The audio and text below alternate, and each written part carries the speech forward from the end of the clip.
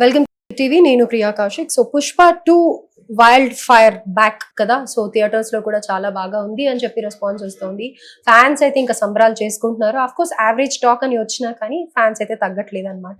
కానీ పుష్ప ఎప్పుడు వివాదాలతోనే స్టార్ట్ అయింది. పుష్ప 2 అనేది ఇప్పుడు కూడా నెట్ లో కొన్ని డైలాగ్స్ వివాదంగా ఉన్నాయి అన్నమాట. ప్రతి ఒక్కళ్ళు దీని గురించి మాట్లాడుకుంటున్నారు. ప్రస్తుతం మనతో పాటు మన స్టూడియోలో కిరణ్ పోలుదాసు గారు సీనియర్ జర్నలిస్ట్ ఉన్నారు. వారితో మాట్లాడి ఈ డైలాగ్స్ గురించి ఆయన ఏమంటారో విందాం.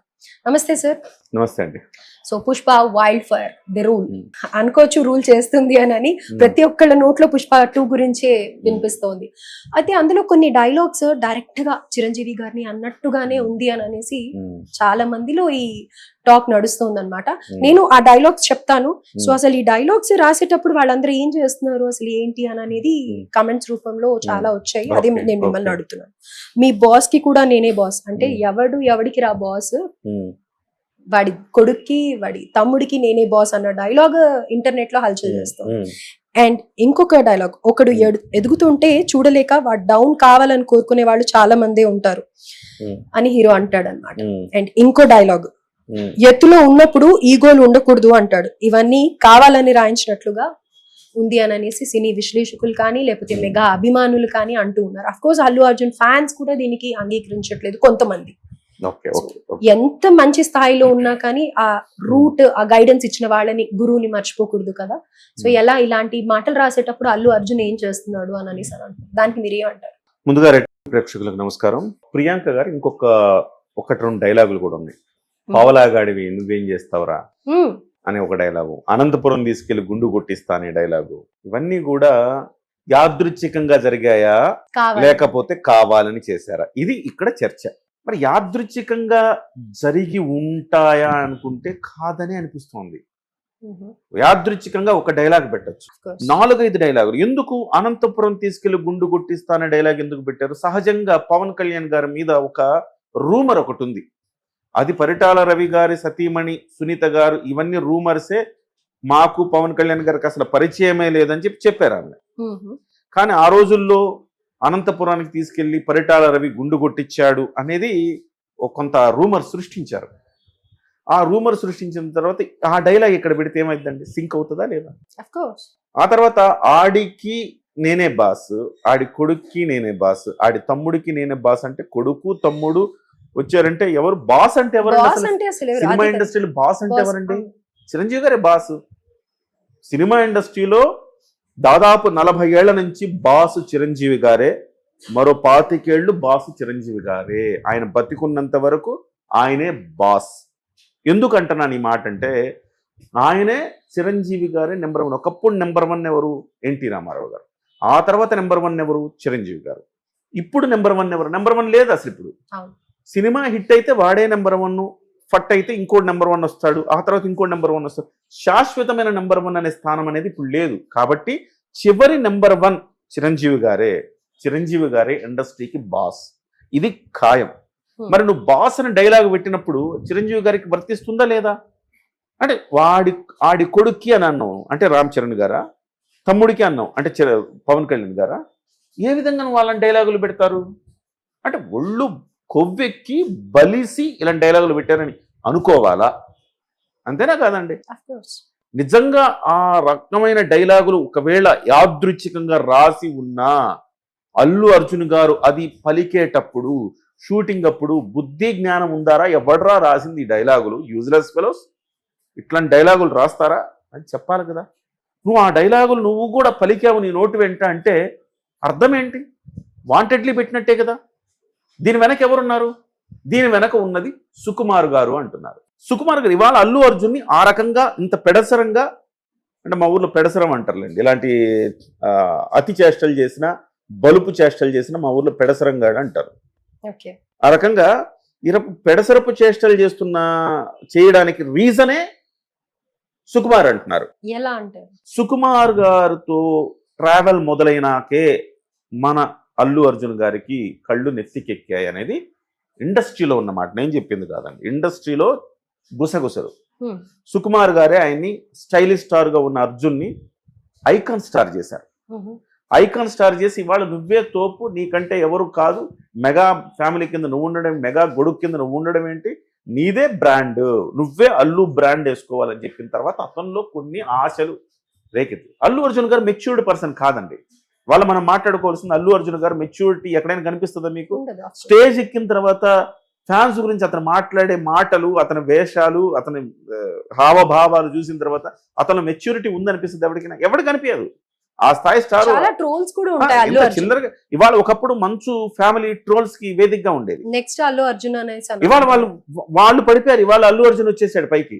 అల్లు అర్జున్ మీద ట్రోలింగ్ మెటీరియల్ అల్లు అర్జున్. ఇవాళ ఎట్లా అండి ఇలాంటి డైలాగులు ఎలా పెడతారు? సుకుమార్ బుద్ధి లేకుండా పెట్టాడు అనుకుందాం ఒకవేళ, మళ్ళీ అల్లు అర్జున్కి ఏమైంది? నువ్వు ఎక్కడి నుంచి వచ్చే మూలాలు మర్చిపోతే ఎట్లా? ఇలాంటి డైలాగులు పెట్టి ఏం సమాజానికి ఏం సందేశం ఇద్దాం అనుకున్నావు నువ్వు? అంటే నేనే తోపని చెప్పాలనుకున్నావా? నువ్వు తోపంటే నువ్వు కాదు అనాల్సింది, జనమనాలు నువ్వు తోపని, అంతే కదా? నువ్వు కాదు కదా అనాల్సింది. అది సినిమాని సినిమాలాగే చూడాలి అంటూ ఉంటారు కదా. సినిమాని సినిమాలాగే చూస్తాం, కానీ ఇలాంటివి వచ్చినప్పుడు కొంచెం సెన్సిటైజ్ అవుతుంది కదండి. సున్నితమైన అంశాలు ఇవి. నీకు లోపల నిజంగా ఆ భావజాలం లేకపోవచ్చు, కానీ మెగా ఫ్యాన్స్ నిజంగా చిరంజీవి గారు ఇవన్నీ జుజ్జుబ్బి అండి. చిరంజీవి గారు పట్టించుకోరు, చాలా లైట్ తీసుకుంటారు ఆయన. చిరంజీవి గారు ఇలాంటివి అసలు ఆయన అసలు నెగిటివిటీనే తన దరిదాపులు కూడా రానిరు. ఆయన చాలా గొప్ప వ్యక్తి చిరంజీవి గారు, కానీ చిరంజీవి గారి ఫ్యాన్స్ కి అంత స్థితపరిత ఉండదు కదండి. చిరంజీవి గారి ఫ్యాన్స్ ఏమనుకుంటారు అంటే, నువ్వు రెచ్చగొట్టడమే కదా. ప్రతి సందర్భంలో ఫ్యాన్స్ అని రెచ్చగొడతారా? నువ్వు ఆ మారుతినగర్ సుబ్రహ్మణ్యం ఫంక్షన్కి వెళ్ళి మళ్ళీ రెచ్చగొడతావు. నువ్వు నా అనుకుందే చేస్తా, నా ఇష్టం వస్తే వెళ్తా అంటావు. సో ఎట్లా ఈ రకంగా నువ్వు స్టార్ హీరోగా ఎదగాలనుకున్న వాడికి ఇలాంటి చిల్లర వేషాలు వేయడం అనేది అవసరమా? సో ఆ స్టోరీ డిస్కషన్ అనేది ముందే జరుగుతుంది కదా. ఈ స్టోరీ డిస్కషన్ జరుగుతుంది. స్టోరీ డిస్కషన్ జరిగేటప్పుడు ఉండవండి ఇవన్నీ. కానీ ఆన్ సెట్ వచ్చినప్పుడు డైలాగ్ షీట్స్ ముందే ఇస్తారు కదా. ఇస్తున్నప్పుడు ఇలాంటివి పెట్టకూడదు, బుద్ధి లేదు ఎవరికి, ఎవరు రాసింది ఇది అని అనుకుంటారు. కానీ ఇది వాంటెడ్లీ పెట్టించారనిపిస్తుంది. ఫ్యామిలీ కూడా ముందు చూసే ఉంటారు కదా, సినిమా రిలీజ్ చేసే ముందు. ఫ్యామిలీ అంటే అరవింద్ గారు దాకా వెళ్తుందని నేను అనుకోను. అరవింద్ గారు తెలివైన వ్యక్తి అండి. అరవింద్ గారు ఇలాంటి వ్యక్తి కాదు. అరవింద్ గారు అందరితో కలిసి ఉండాలని భావించే వ్యక్తి. ఒక రూపాయి ఆదాయం రావాలని భావిస్తాడు అరవింద్ గారు. ఈ వివాదాల జోలికి వెళ్ళాలని అనుకోడు అరవింద్ గారు. ఒక రూపాయి నాకు ఎట్లా ఒక రూపాయి వస్తుంది, ఒక రూపాయి స్థానంలో 10 రూపాయలు ఎట్లా సంపాదించాలని ఒక బిజినెస్ మైండెడ్ పర్సన్ ఆయన. కానీ అల్లు అర్జున్ కి ఎట్లాంటి బుద్ధి పుట్టిందేమో అనిపిస్తుంది. అల్లు అర్జున్ గారు వెనక ఉండి సుకుమార్ గారు ఈ రకమైన నడిపిస్తున్నారేమో అని. మొన్నటికి మొన్న మీకు జానీ మాస్టర్ అరెస్ట్ అయినప్పుడు కూడా జానీ మాస్టర్ మీద కేసు పెట్టించింది కూడా సుకుమార్ గారు వార్తలు వచ్చి చూసారా మీరు? ఇది సుకుమార్ గారికి ఎందుకు ఈ రకమైన బుద్ధి ఎందుకు పుట్టిందో నాకు అర్థం కావట్లేదండి. ఇండస్ట్రీలో మాట్లాడుకునేది నేను చెప్పింది కదా, నేనేం చూడలేదండి. కానీ ఇండస్ట్రీలో వస్తున్న టాక్ ఇది. నిజంగా అలాంటి డైలాగులు ఆ రకమైన అంటే ఇప్పుడు ఎట్లా ఉంది సిచ్యువేషన్? అల్లు వర్సెస్ మెగా అనేది ఒక చిన్న కాన్ఫ్లిక్ట్ నడుస్తూ ఉంది కదా. నడుస్తున్నప్పుడు ఇప్పుడు నడవడం కాదు, పుష్ప 1 నుంచే నడుస్తుంది కదా. నడుస్తున్నప్పుడు మీరు వాంటెడ్లీ అలాంటి డైలాగులు ఎలా పెడతారు? నిజంగా అలాంటి డైలాగ్ రాసినప్పుడైనా కానీ ఇది సెన్సిటైజ్ అవుతుంది, ఇది ఒక సున్నితమైన అంశము, ఇలాంటి పెట్టకూడదు, మనము వివాదాలకు అవకాశం ఉంటుంది ఇదని చెప్పాలి కదా. ఎలా పెడతారు అట్లా? అంటే ఇప్పుడు అలా పెట్టాం, తెలిసే పెట్టాం, కావాలని పెట్టామంటే ఏమనుకోవాలి? మీకు బలుపు అనుకోవాలి కదా. ఇది మంచిది కాదు. ఇది మంచిది కాదు. ఎల్లకాలం ఫ్లాపులు హిట్లు ఎల్లకాలం ఉండవు, శాశ్వతం కాదు ప్రియాంక గారు.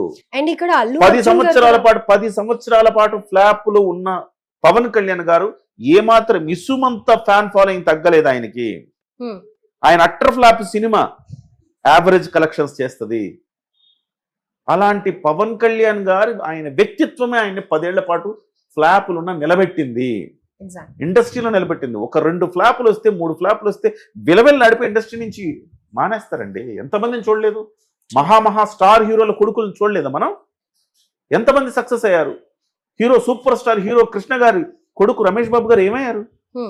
దాసరి నారాయణరావు గారు ఎంతో మందిని స్టార్స్ చేశారు, ఆయన కొడుకు ఏమయ్యారు? కాబట్టి ఇవి సక్సెస్లు ఫ్లాపులు శాశ్వతం కాదు. మన వ్యక్తిత్వం శాశ్వతం. నిజమైన వ్యక్తిత్వం, జనానికి నచ్చితే వ్యక్తిత్వం తల మీద పెట్టుకుంటారు, నెత్తి మీద పెట్టుకుంటారండి. ఇవాళ అల్లు అర్జున్కి కళ్ళ ముందు అర్జున్ రెడ్డి సినిమా తీసి ఎలాంటి విర్రవీగిపోయిన విజయ్ దేవరకొండ ఎగ్జాంపుల్ కాదా? ఏమైపోయాడు విజయ్ దేవరకొండ? ఎక్కడున్నాడు ఇప్పుడు విజయ్ దేవరకొండ? సో ఇది నిజంగా ఇది చాలా చాలా తప్పు. నిజంగా ఆ డైలాగులు నేను సినిమా చూడలేదు, కానీ చెప్తున్నా ఆ డైలాగులు ఉంటే గానీ చాలా చాలా సో తన ఓన్ ఐడెంటిటీ క్రేవింగ్ కోసం అని ఇలా చేశారు అల్లు అర్జున్ ఓన్ గారు. ఐడెంటిటీ తెచ్చుకోవచ్చు ప్రియాంక గారు. ఓన్ ఐడెంటిటీ ఏంటి? ఓన్ ఐడెంటిటీ నువ్వు సినిమా చేయి చక్కగా వినమ్రంగా ఉండి ఓన్ ఐడెంటిటీ తెచ్చుకోలేమా? నువ్వేమన్నా తగ్గిపోతావా?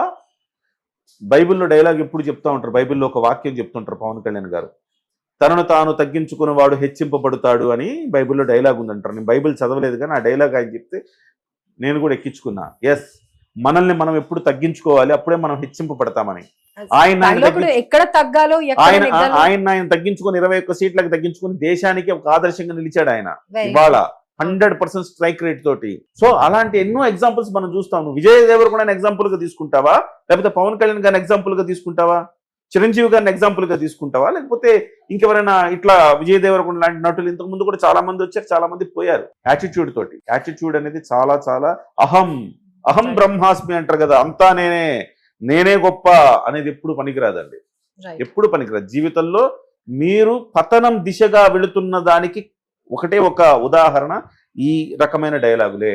So Sukku sir take care of your dialogues అని చెప్పాలన్నమాట. ఇక ఏం లేదు, అయిపోయింది. ఇంకా మళ్ళీ పుష్ప 3 తీస్తారట. ఇక పుష్ప 3 తీసే అవకాశం ఉండదు. పుష్ప 1 కూడా మీకు గుర్తుండే ఉంటది, మిశ్రమ స్పందన పుష్ప 1 కూడా. కానీ నార్త్ లో అనుకోకుండా క్లిక్ అయింది. అది నార్త్ లో క్లిక్ అయిందంటే కదా, మనం ఎందుకు చూడలేదు అని చెప్పేసి సౌత్ లో వెళ్ళారు, తెలుగు వాళ్ళు వెళ్ళారు. ఆ రకంగా పుష్ప 1, దాని పుష్ప 1 బడ్జెట్ ఎంత అంటే మొత్తం కలిపి 370 కోట్లు వసూలు చేసిందండి. పుష్ప 1 370 కోట్లే వసూలు చేసింది. ఇవాళ 300 కోట్లు ఒక అల్లు అర్జున్ రెమ్యునరేషన్ తీసుకుంటున్నాడంటే ఆలోచించండి పరిస్థితి. అంటే ఇది కృత్రిమంగా హైప్ క్రియేట్ చేశారు. షారూక్ ఖాన్ కంటే పెద్ద మార్కెట్ ఎక్కడ ఉంటుందండి పుష్పకి? మన ఎవరికైనా ఇప్పుడు హిందీ హీరోలు డెఫినెట్ గా అవునన్నా కాదన్నా వాళ్ళ టాలెంట్ తో సంబంధం లేదు. నేను వాళ్ళ టాలెంట్ గురించి చెప్పట్లా. అల్లు అర్జున్ గొప్ప యాక్టరా, షారూక్ ఖాన్ గొప్ప యాక్టర్ అని పోల్చట్లా.